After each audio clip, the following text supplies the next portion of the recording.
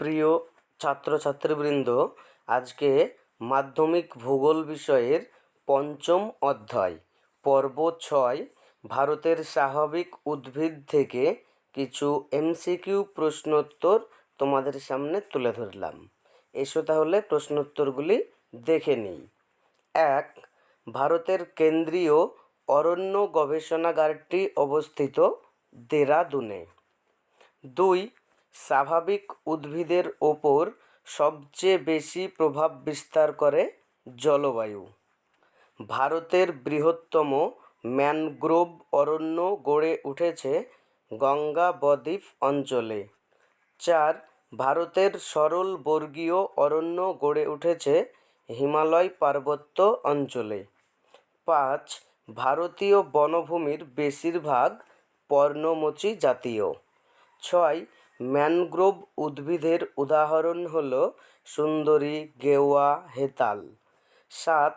পর্ণমোচী উদ্ভিদের উদাহরণ হল শাল, সেগুন, মহুয়া, পলাশ, শিমুল। 8. ভারতের যে রাজ্যে বনভূমির পরিমাণ সর্বাধিক? মধ্যপ্রদেশ। 9. মরু অঞ্চলের কয়েকটি উদ্ভিদ হল ক্যাকটাস, ফণিমনসা, বাবলা। 10. সামাজিক বন সৃজন প্রকল্প চালু হয় 1976 খ্রিস্টাব্দে। 11. ভারতের বনভূমির শতকরা পরিমাণ বেশি মিজোরামে। 12.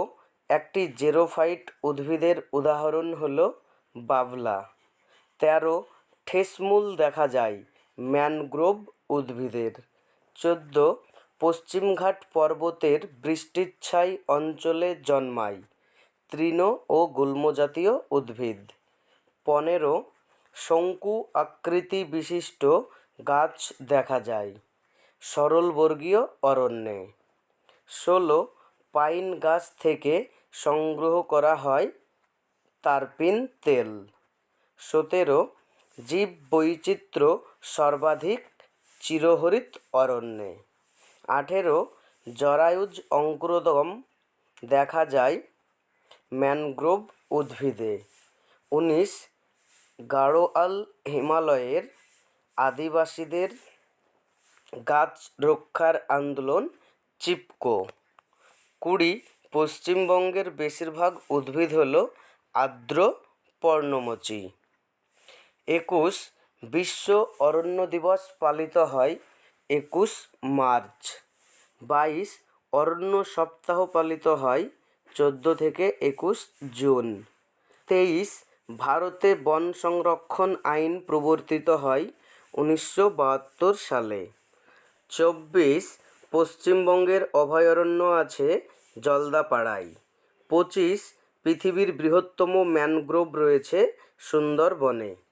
26. কাজিরাঙা অবস্থিত আসামে। 27.